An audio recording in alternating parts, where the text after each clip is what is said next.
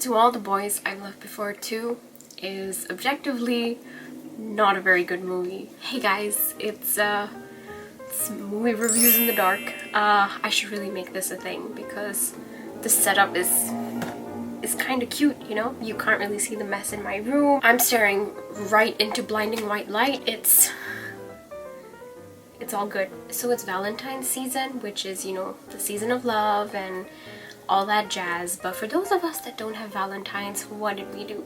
We were eagerly awaiting the continuation of Lara Jean and Peter Kavinsky's wonderful, wonderful love story. So I just watched the movie, obviously, and I feel disappointed.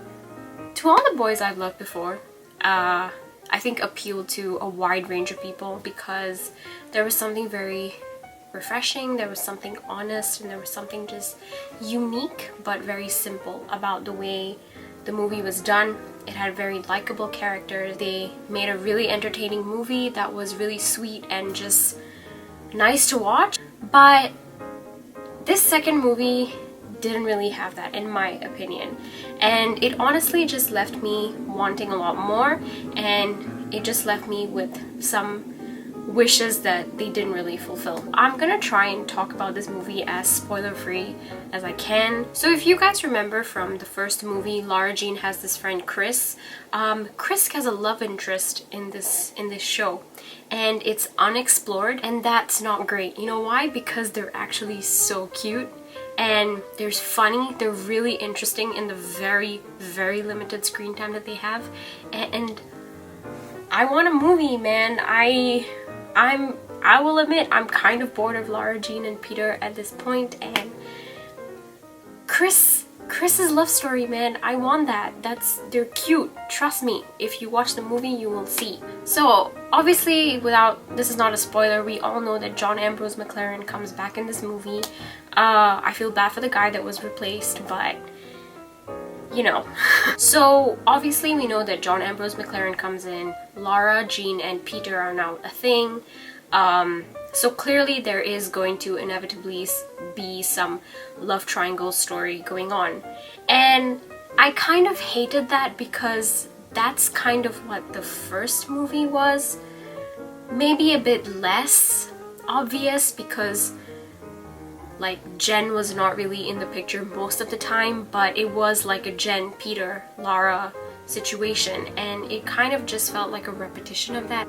John is a really likable character at some points, and at some points he was kind of boring, you know? I don't know. The third thing I wanted to say is that I felt like Lara Jean and Peter were just not as interesting in this movie as they were in the first. I don't know what it was about this movie where I just felt like something was just off, and this kind of feeling I had for almost the whole movie. I don't know if it was the editing or the way it was filmed or the way that the scenes were done, but something just felt off to me. And I found out that the director of the first and the second movies were not the same, and it's really, really obvious. There's a lack of personality, I think, with this one. There were some very awkward scenes here and there.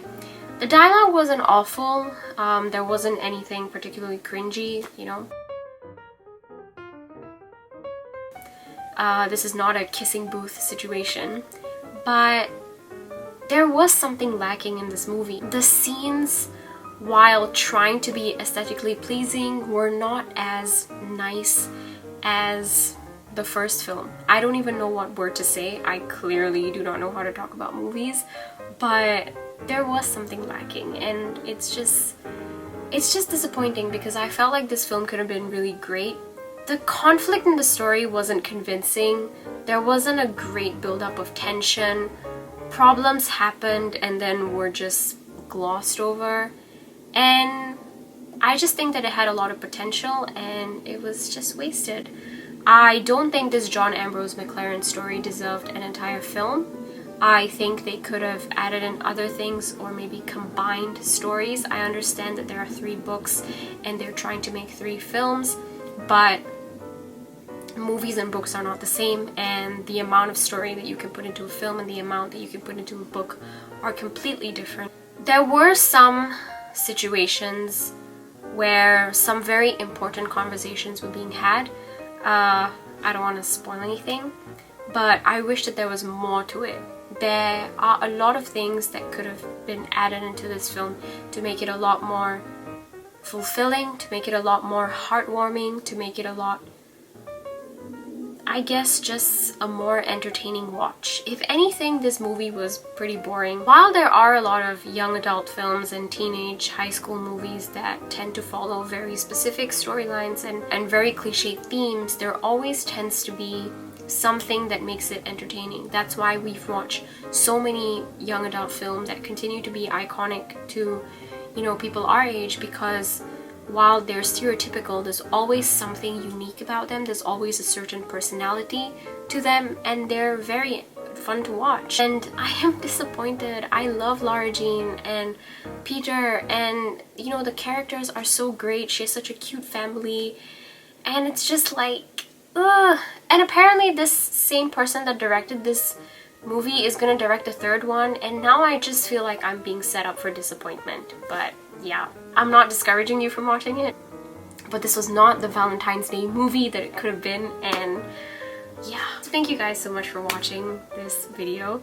I know that it was a little bit all over the place, but I am so bad at talking about movies, so I was just trying to get my opinions out there, and I hope that it was somewhat coherent and made sense. But yes, I will see you guys all very soon. Bye!